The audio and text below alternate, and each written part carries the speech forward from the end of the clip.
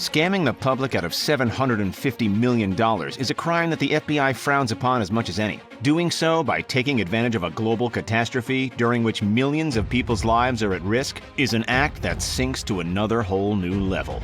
Alas, wherever there's an opportunity to take advantage of something, the fraudsters and the crooks are quick to pounce. That was exactly the case with Christopher Paris, a man who exploited the Department of Veterans Affairs and made a mockery of the American health and emergency response systems. It didn't take long before cunning FBI detectives managed to track him down. So how did the scam work, who fell for it, and how did he wind up giving himself away? Let's find out. This is Christopher Paris, the 39-year-old Atlanta resident responsible for a scam that not only intended to rob the good American people of their basic needs, but also sent the Department of Justice into a fuming rage. After discovering Paris's twisted actions, the Department of Justice made a statement. We will not tolerate this conduct, especially when it involves this kind of egregious attempt to target and defraud our nation's treasures, our veterans. During such a trying time, the government was adamant on its stance to those who tried to take advantage of the harsh circumstances. U.S. District Attorney Timothy Shea made it crystal clear. Quote, "My office will devote whatever resources are necessary to stop scams aimed at exploiting Americans during this unprecedented pandemic." End quote. One such a scam, orchestrated by Paris, was constructed with the intention to secure orders from the Department of Veteran Affairs for 125 million face masks and other personal protective equipment for PPE. The value of such necessities fell into the $750 million ballpark. Paris made promises to a number of businesses that he could obtain millions of genuine 3M face masks from domestic factories. Those businesses were desperate, so they paid him the money. But in reality, the orders were impossible, and Paris's claims were nothing but empty words. In simple terms, he was trying to sell something he didn't even have. Clear, blatant fraud.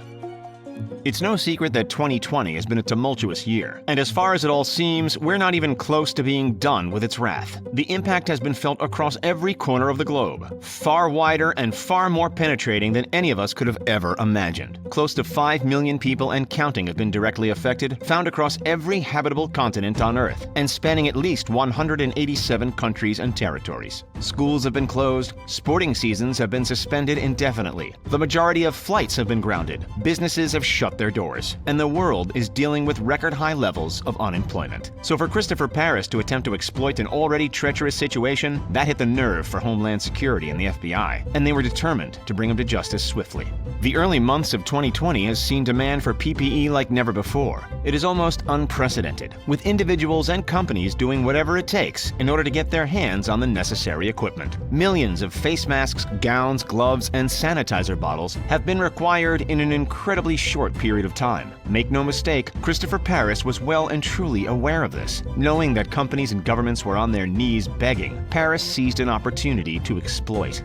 Whenever a case like this makes headlines and stops the rest of the world in its tracks, everyone hears about it. And let's be honest, it's pretty much all you hear about. Just as events like these can show the remarkable unselfishness of human nature, it can also highlight the exact opposite. As terrorizing as this event has been in and of itself, when a topic is this widely known and this continuously talked about, it can be squeezed and manipulated, and it has been. When there's an opportunity for a criminal, a fraudster to take advantage of something, they will. That was Stephen Morrell, chief of the FBI's Financial Crime Section. He's a man who has spent years following the patterns of financial fraud, so he knows what he's talking about. This isn't the first time he's dealt with people like Christopher Paris, but it was one of the first times he's seen someone criminally victimize veterans and those in need. In a similar vein of thinking, that's exactly why the most popular time in the calendar year for tax scams, be them online or over the phone, is right around the same time as the actual tax deadline. That's the topic on everyone's mind, and it's an easy access point for trickery. So even though 2020 has been turning people's lives upside down with an ominous, destructive health scare,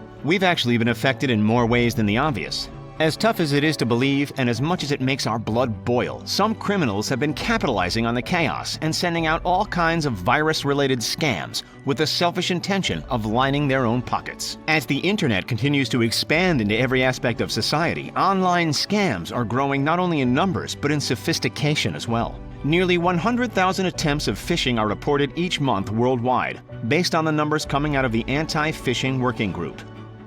We know that Paris made false promises of PPE in order to swindle $750,000, but how did the FBI actually track him down? Aware of shady business happenings all over the country due to an array of counterfeit masks and cleaning products popping up in every corner, the Department of Homeland Security Investigations, an arm of the Department of Homeland Security, led a nationwide crackdown. Dubbed Operation Stolen Promise, the Department of Homeland Security Investigations team opened up more than 370 cases. One of those cases was that of Christopher Paris. From his home outside Atlanta, Paris was claiming to represent a company called Encore Health Group. We know that he was trying to sell non-existent 3M respiratory masks and other protective equipment. But the red flag that led the investigation was not the amount he was trying to offload, but rather the price. One of Christopher's targets was a company located in Baton Rouge, Louisiana. The company in question had already done business with the state and was trying to help government agencies buy PPE.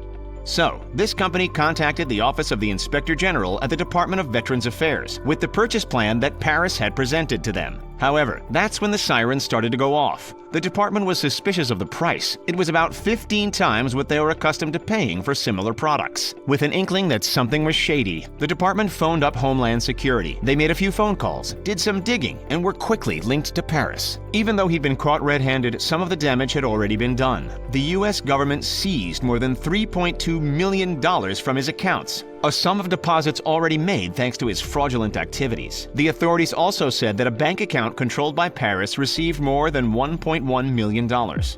As we mentioned, almost 400 investigations were opened up during this time. Christopher's targeted companies and government entities, but others took advantage of individuals, small business owners, students, and employees. Allow us to introduce you to Alicia Coles. She and her husband, like hundreds of thousands, if not millions of others, had their lives turned upside down in 2020. Not solely as a result of mandatory lockdowns and restrictions, but because of scammers. Their furniture installation business had gone from booming sales to no bookings at all. To counter the lack of income, Alicia signed up online for a government loan program, only to be hit with a phishing attempt that tried to use her application to steal her identity.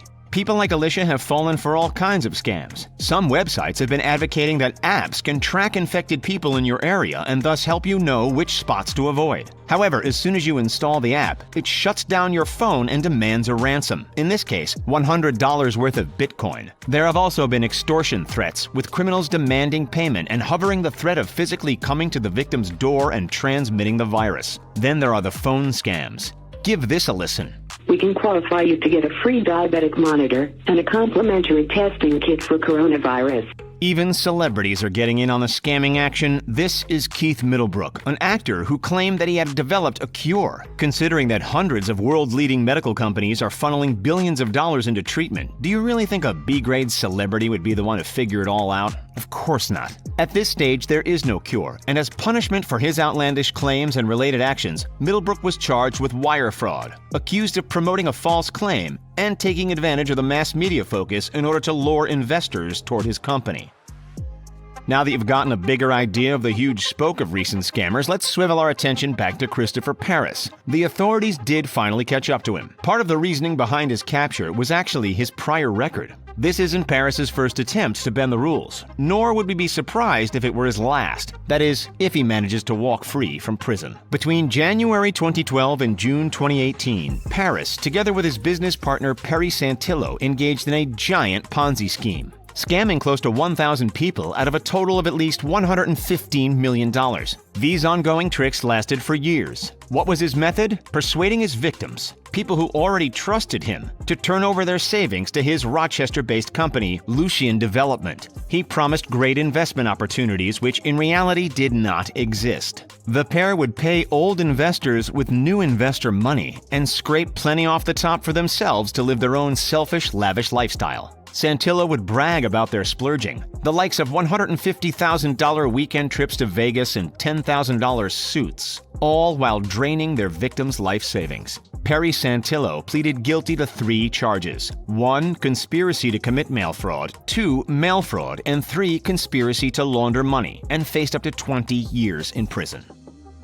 It was a similar outcome for Paris. He actually orchestrated the entire PPE fraud while already facing up to 20 years behind bars for the previous Ponzi scheme.